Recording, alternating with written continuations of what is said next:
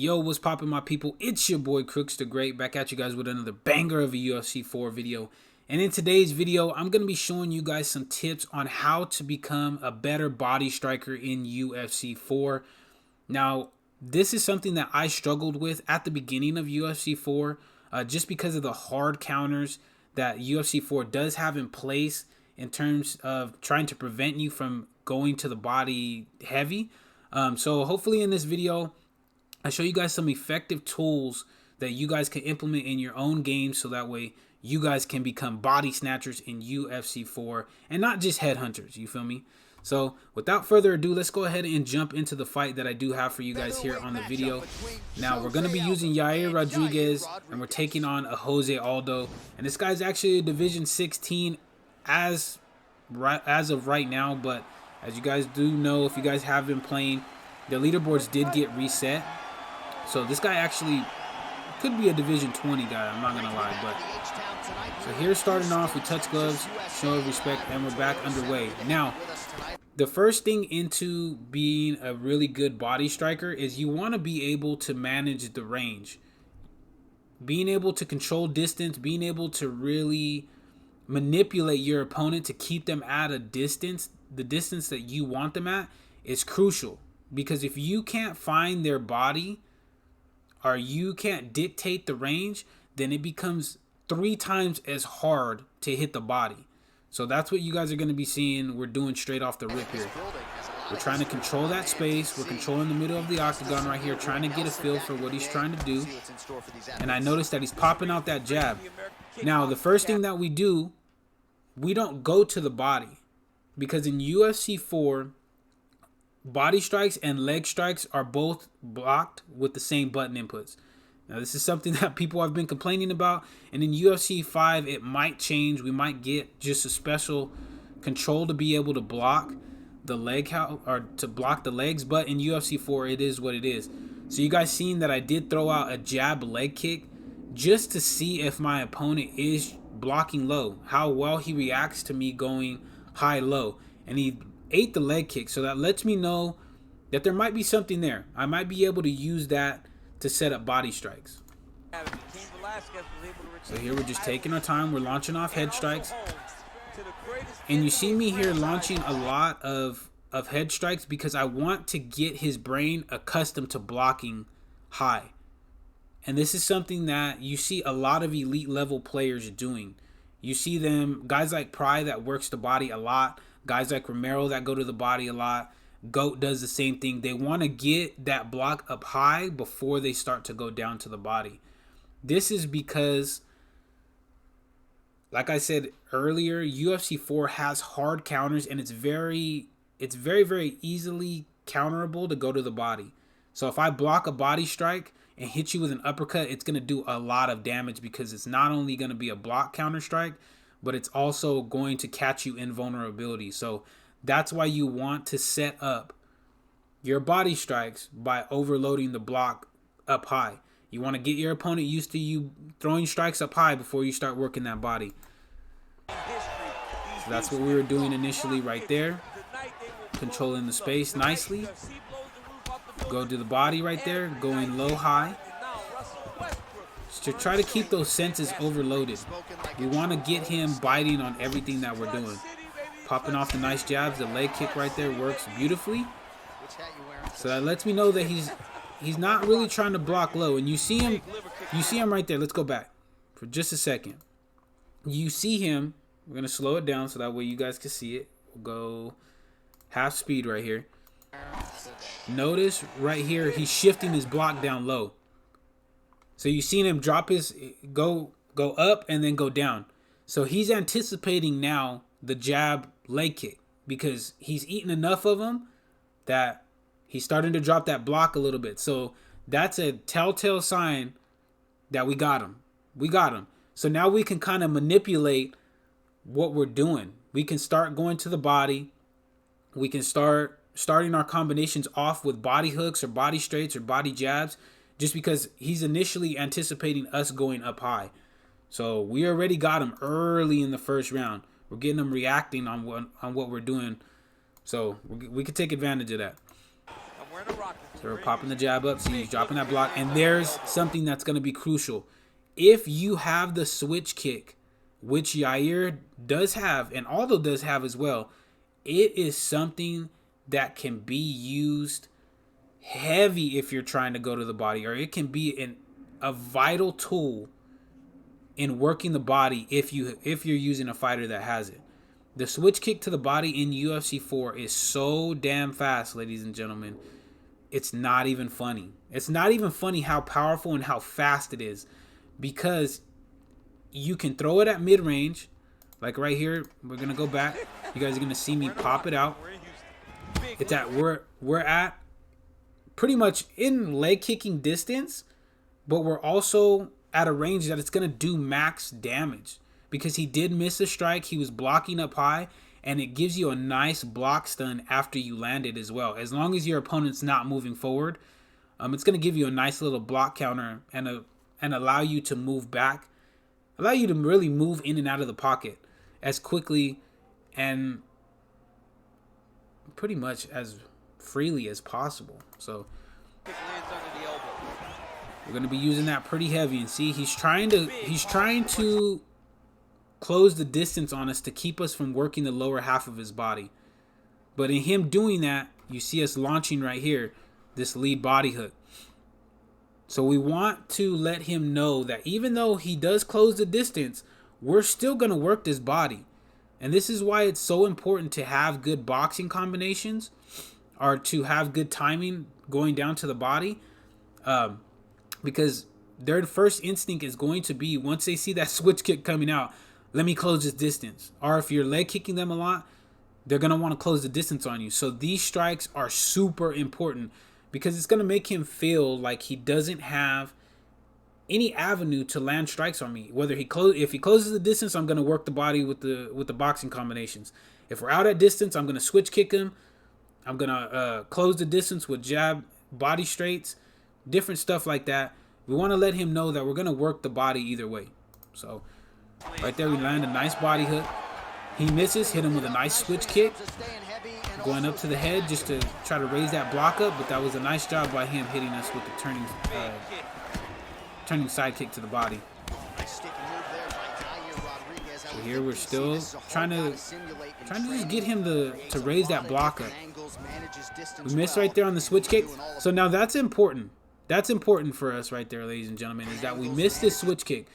So now what this tells me is he's reverting back to a different game plan.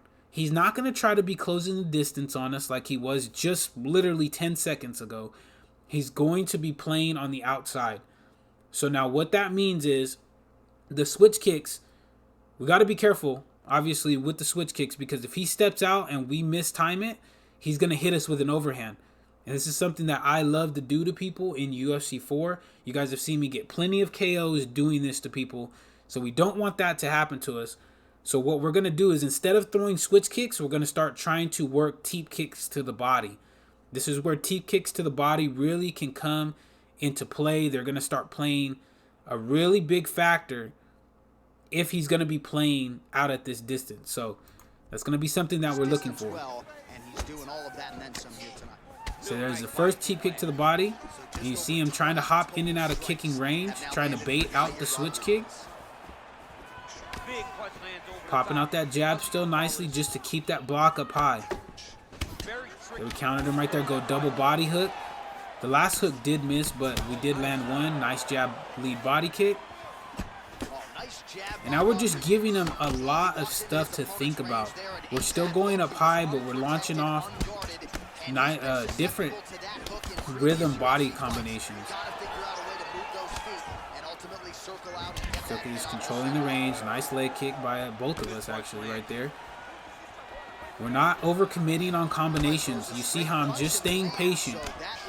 I know that I'm going to be able to go to the body because we're landing a lot of body combinations and a lot of body strikes, but you don't see me rushing. And this is exactly what you want to do if you're trying to work the body. You need to understand, we do have 5 rounds in this fight right here. For those of you guys that aren't champions, obviously in ranked championships, you're gonna have a lot of 3-round fights, so you're gonna have to speed up your timing just a little bit. But realize that you have, at the bare minimum, 15 minutes to get the body damage cracking. We were landing nicely, nice jumping back kick to the body right there by my opponent. Using a nice quick footwork, nice body kick by us right there into a switch kick. And notice how he's trying to answer back now. Just staying patient with it. Hit him with a nice knee to the body right there as he's closing the distance. And that's going to be the end of the first round. Now, we did some nice body work right there. As you guys can see, we landed 58 total strikes out of 100, and we landed a lot of significant strikes. So if you're landing a lot of body strikes and your percentage is over 50%, that's an absolutely great and dominant round.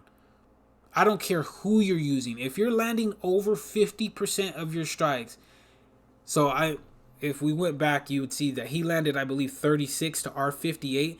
If we're landing 22 more strikes than him and landing more significant strikes, especially going down to the body, we had a very dominant round in that first round. So we're going to try to keep that up here in the second round. But the caveat to that is now he's going to have had time to make those adjustments. For those guys that aren't elite level guys, they're going to take that time in between rounds to start thinking of adjustments. Elite level guys are able to make the adjustments on the fly. But if you're not a high level guy in the game like this guy isn't, he's going to take that time in between rounds to really be like, okay, he's going to the body. Let me make the adjustments. What do I do to try to counter this? So I would expect him to make some adjustments here in the second round. So we're going to have to take that filling out period again at the beginning of this first round to see how he's going to adjust. And then we're going to make in-fight adjustments to try to keep going to that body. So here we go, Herb. Let's start. Touch gloves, and we're back underway. Now, it looks like from here he's going to be doing the same thing he did in the first round, but he's trying to stay a little bit closer to us to try to negate that switch kick. So that's going to start opening up the boxing combinations to the body. We missed right there. He did block that one. He's trying to close the distance. We're hitting that nice teep kick to just kind of get room. But he is blocking a lot of the body strikes now too. So that means we're going to have to open up to the head just a little bit more. Nice calf kick right there by him. We try to answer back, but he did a good job of checking it. Now, you guys are seeing him in this second round adjust by blocking. He's trying to find the timing. He's trying to block every second strike coming back at him because he knows that that's what I was landing in the first round. I was landing a lot of second strikes to the body. So he's anticipating that by every second strike blocking to the body. So we have one of two options. We can either switch it up and go with the third strike to the body, or we can start switching it up by going to the head. We can start unloading to the head, and that's going to raise that block up. That's going to get us the nice damage to the chin and open up the body again. So we really have two avenues that we can go down. And if you guys are using this strategy in your own games, this is the options that you guys are going to have too. If you work the body enough, your opponent is going to get put in what we like to call a mixer, and they're going to have to try to stop you from the body, and they're going to give you from going to the body, and they're going to give you these avenues as well. So we're going to have to choose one because we can't keep going at the same pace we were in the first round because he's blocking the second strike to the body. So here we're going to start opening it up to the head. Nice switch kick right there by us as he missed strikes. But notice us throwing a lot more striking combinations up to the head. Cracked him with a clean three-piece, got the nice rock to the head, and then we're going down to the body. So breaking that block down, nice switch kick right there by us. And he's throwing some nice calf kicks, so we got to be aware of those as well. Nice lunging jab, nice jab straight right there by us in return. We're still just taking our time, not rushing on anything. Hit him with a nice switch kick as he entered in the pocket. Popping that jab off. Nice drop by us right there. Mixed it up, going to the head. And now we're getting a lot of damage to the chin. And this chin health damage that we're getting is going to open up the body. It's going to open up the body because it's going to make him have to respect that we're going up to the head now. So this is something that will really help you if you're trying to work the body, is going up to the head. And I know it's kind of like, it's like, duh, Crooks, that would fucking, of course that's going to work, bro. Of course that's going to work, but not a lot of people do this. And I don't understand why. They don't launch up combinations to the head. They just repeatedly try to go down to the body, and then they're getting countered, and then they wonder, well, I can't really work the body. Well, because you got to go up to the head sometimes. You have to make your opponent respect the fact that you're going to launch combinations at their face and get chin rocks. You know what I mean? So that's what we're doing right here. So you guys are going to see pretty soon here that this is going to pay off for us going down to the body. So he's in southpaw, which I don't understand with Jose Aldo, but it is what it is. It's going to open up that rear body kick for us. Still launching off the combinations to the head, just trying to garner that respect back. There's a nice body kick, but see, he almost armored through it right there. And that's what you have to be careful of, ladies and gentlemen, is them armoring through them kicks to the body. Because if they do that, they're going to catch you on vulnerability. And this is what I was talking about earlier. If you get caught in vulnerability throwing kicks, you're going to get punished hard. Now, he didn't do as much damage as he probably would have because he's standing in southpaw with Jose Aldo. And Jose Aldo's switch stance is an 80. He's not very good in southpaw. So that's the only reason we didn't eat a lot of damage with Yair. He has taken the message from his corner and picked up the pace. So see, he blocked that nice teep kick that we threw out. Nice body kick by us right there on the third strike of the combination. Getting that blocked. Lowered down. Still just taking our time. Popping out that double jab. Just jabbing. Working the body. And there's the first body rock of the fight, ladies and gentlemen. And that's what I was saying. And then we knock him down with a clean straight. Switch kicked him. And now we know, ladies and gentlemen, that body health is in shambles. It's in shambles. And not only is his body health in shambles, but his head health is not looking the best either. Even though we can't see it over here in the corner, it's not looking the best because we just dropped him with one straight with Yair Rodriguez. So it's almost mixing time, ladies and gentlemen. We've almost got him in position to put him in that mixer. So he's trying to answer back, throwing off that nice calf kick. But it might be a little bit too late for him to start working the legs because we've done a lot of damage to the body. Now we're mixing it up. So popping out that switch kick. We need to be aware of not getting caught right there, but we catch him with a nice jab hook. Knocking down, nice straight, drops him again. And we're going for the clean finish. Ooh, double body shot hurt him, knocking him down. And now he's just in all sorts of trouble. And that's going to be the end of the second round. We just dominated that second round again because he didn't make the adequate adjustments to stop us from going down to that body. And we were able to make the adjustments and go up high when he did start to try to block us going down low. So here in the third round, we've already got him in trouble. He's trying to push the pace. We're still just staying super patient. Catch him right there with a nicely timed knee. Going down to the body, back up to the head. He blocks the switch kick. Nice head kick right there by him on the break, though. But now, as long as we stay patient, we're going to get this. We should be able to get this dub. Right there, nice jab lead body hook. Gets us a nice body rock. Knock him down with a clean lead hook to the head. Letting him get back up. Nice body kick by him. We're jabbing into the block. Still working the body. On the third strike of the combination, with the nice slip straight right there, gets us the knockdown. So now he's feeling the pressure.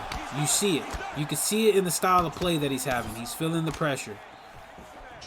Cracking with a nice switch kick, and another switch kick right there gets the job done with Yair Rodriguez right there, ladies and gentlemen. And that's how you want to do it. That's how you want to get body KOs. You want to not only work the body, but then you want to be able to put them in the mixer by going up to the head. You guys, if you guys notice, I had multiple knockdowns to the head before I got this body finish. And if you guys go and watch, like I said, guys like Romero, Pry, and Goat, these guys, when they end up getting body KOs, it's because they set up knockdowns to the head.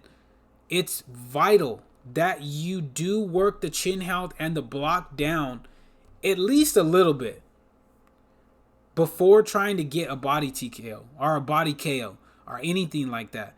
Because if you don't do that, you're going to have a ridiculously tough time getting a body KO unless you're just going up against somebody that is super new to the game, or you're fighting your friend offline or something like that. You're not going to be able to do it. So it's super important that you're able to set up body strikes with head strikes. But that's it for the video, guys. If you guys did enjoy this video and you guys did enjoy the tips and tricks that I did give you guys here in the fight, make sure to slap that subscribe button if you're new, as well as slap that like button. Let's get this video up to at least 15 likes, ladies and gentlemen. If we get up to 15 likes, I will show you guys combinations that I use to help better get body damage in UFC 4. But that's it for the video, guys. If you guys did stay this long into the video, thank you guys. Like I said, if you guys are new to the channel, make sure to slap that subscribe button as well as slap that like button. But until the next video, guys, take it easy, be safe, enjoy the rest of your guys' day, afternoon, evening, depending on where you guys are watching this from. And I will see you guys in the next video.